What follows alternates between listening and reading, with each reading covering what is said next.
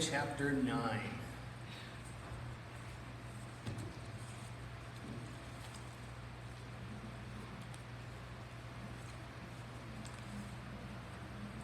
Just to remind you, in God's Word, there weren't chapters originally. I mean, there were paragraphs, and they were offset by, just transition words, like Isaiah 9 starts out, nevertheless. But the numbers weren't there in the original text. So as we look at this chapter, what we have to remember is it's not isolated from the chapter before and the chapter before. We're in the middle of a discussion. The context of what we're looking at is Isaiah is giving the people the hope of Emmanuel, the hope of a baby being born who will be God with us. So he gave that promise in chapter 7 that a virgin would conceive and bear a son, and his name would be Emmanuel, and that was a promise that would help Israel, specifically Judah, understand that Rezin and Pekah, the nations coming against him, would not defeat him. But if you didn't believe that, God was going to bring the whole armies of Assyria into Judah. But there was still hope. In chapter 8, Isaiah's wife would conceive and have a child. And what was the name of that child? Do you remember? MSHB. Sounds like a bank. Maher Shalal Hashbaz. And that child would give hope that before that child was even grown up, God's enemies and the enemies of Judah would be destroyed. So now we come to chapter 9, and we're continuing that discussion of a child and the hope that that child should bring to God's people. And what we're also doing is discovering something, a seed of an idea that God just blossoms within the Old Testament, that there's someone coming, someone very special, someone that, dare we even say, is God himself, yet human. So what's going on? So Isaiah 9 just builds on this concept of what we have told you about in the past, the Messiah being born. So that's why the title of this is Unto Us a Child is Born.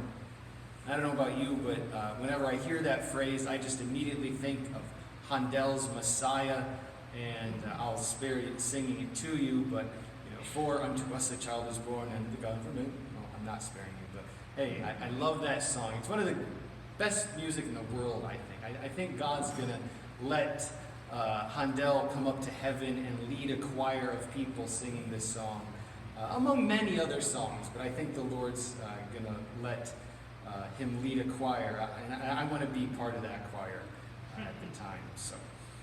But Isaiah 9 speaks of the Messiah being born and what he brings to the world.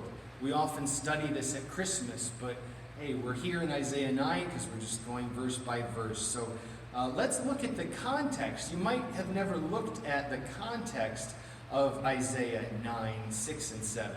There's a whole paragraph in verses 1 to 5 that kind of show us what this hope is going to do, what it's going to accomplish. And the hope is that it will give us great light. So, as we advance this, there we go. Great light is what we're going to be looking at. So let's read verses 1 to 5. You can listen as I read. Nevertheless, the gloom will not be upon her who is distressed, as when he first lightly esteemed the land of Zebulun and the land of Naphtali, and afterward more heavily oppressed her by the way of the sea beyond the Jordan in the Galilee of the Gentiles. The people who walked in darkness have seen a great light. Those who dwelt in the land of the shadow of death, upon them a light has shined. You have multiplied the nation and increased its joy. They rejoice before you according to the joy of harvest, as men rejoice when they divide the spoil. For you have broken the yoke of his burden and the staff of his shoulder, the rod of his oppressor, as in the day of Midian. For every warrior's sandal from the noisy battle and garments rolled in blood will be used for burning and fuel of fire. So there's a lot of poetic imagery. Remember, Isaiah writes in poetry a lot of times. And the way you kind of know this in the English is the English will offset it and kind of indent it like this. So let's talk about the great light that's coming. If you remember in chapter 8, it kind of finished with talking about people kind of reaching around, trying to figure out the future, and God said they're only going to find darkness if they reach to anyone but me. They're only going to find darkness if they try to determine the future by means of fortune tellers and those who talk to the dead.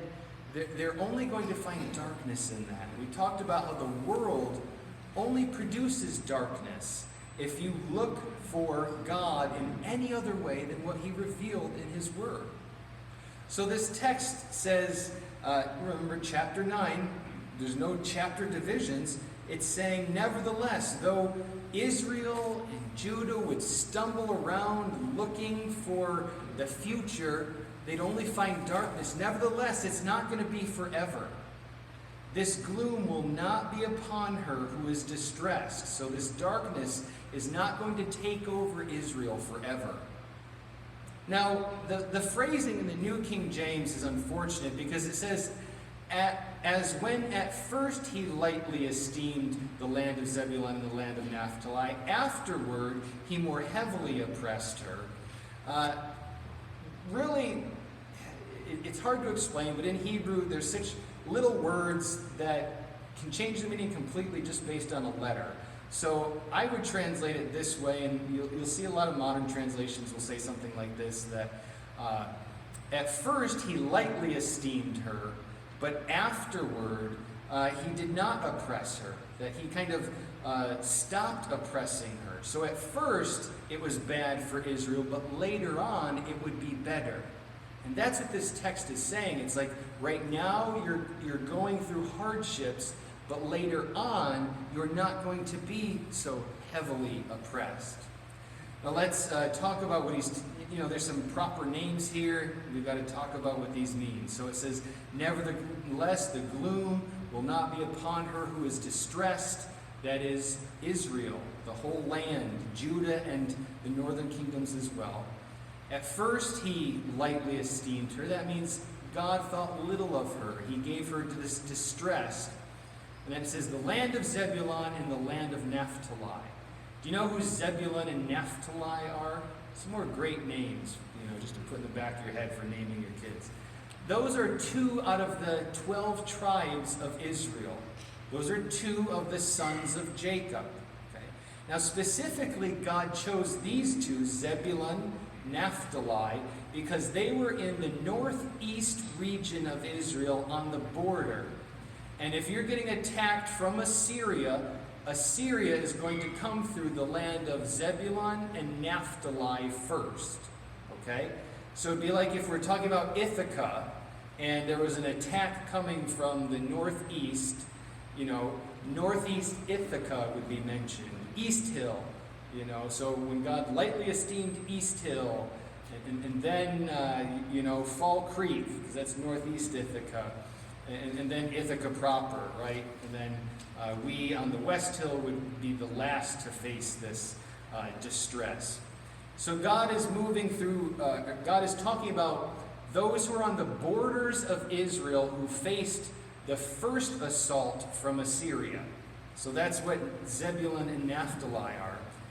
Afterward, they're going to receive blessing. They're not going to receive this oppression.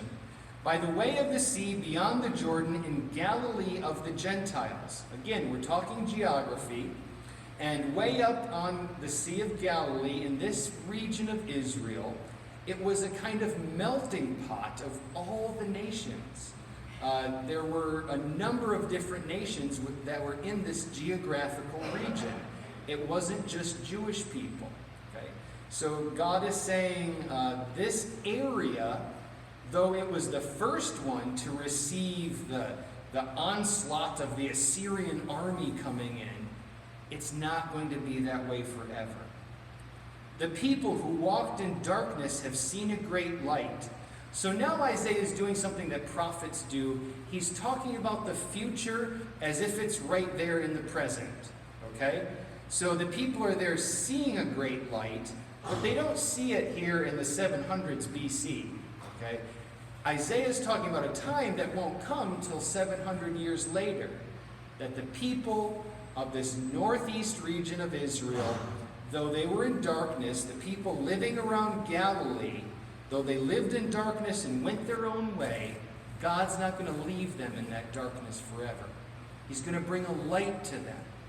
He's going to bring a light to all the stumbling around that they're doing. He's going to just take that sin away, and he's going to do it with this certain person, a child being born. Now God gives some more poetic imagery. The people who walked in darkness have seen a great light. The land who dwelt in, those who dwelt in the land of the shadow of death, upon them a light has shined. So there's this light versus darkness theme that started in chapter 8 and is extending into chapter 9. And now we've got to work through verses 3 and 4 and say, what does this stuff mean, right? You have multiplied the nation and increased its joy. They rejoice before you according to the joy of harvest. So the joy that this nation will experience in the future, even though Isaiah is talking about it as if it's right here, and that's the thing. Here's why prophets write this way. Because God's word is so sure, they can write about it as if the hope of deliverance is in the present, though it's still yet in the future. If you like grammar, this is called the prophetic future tense. The idea that I'm talking about it so definitively because it's going to happen. I'm going to say it as if it's happening right now in front of you. It's like the phrase we say, it's as good as done, right? It's done. As good as done. So you have multiplied the nation, you've increased the joy, they rejoice before you as the joy of harvest, right? The work is done. You have all the food in and you're sitting there enjoying it. We had our party last night. Thank you to those who came. We spent the whole week preparing for it, right? Cleaning the house. We even took down a bunch of shrubs and fence posts that used to be there and flattened it out. We didn't quite have the harvest of grass yet. We had straw there covering the grass seed.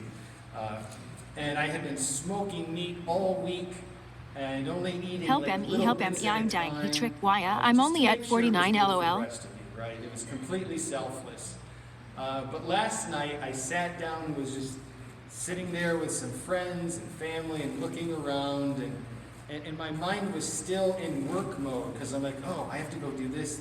No, we're at the party. I don't have to prepare for the party anymore. It's here, right? Now is the time to eat this pulled pork. Now it's the time to sit and enjoy the lawn that's mowed and the fence that's gone and the holes that are filled in. Right? It's the joy of harvest. You have reaped the work. So they're rejoicing at that and now it switches from harvest to military metaphors, so armies. So according to the joy of harvest, as men rejoice when they divide the spoil. Spoils which you get from war. You go in and conquer someone. So here's the spoil that they get. For you have broken the yoke of his burden and the staff of his shoulder, the rod of his oppressor. Now we're moving to animal husbandry kind of metaphors. In Hebrew, you're allowed to switch metaphors like crazy. We don't do this in English as much. We don't, give you different images, but Hebrew bombards you with them. Verse 4 is the picture of an ox and a yoke upon the shoulder of the ox. And then you have a staff on the shoulder and a rod there to just whip the ox to keep it going. And God is saying, it's like all that's broken.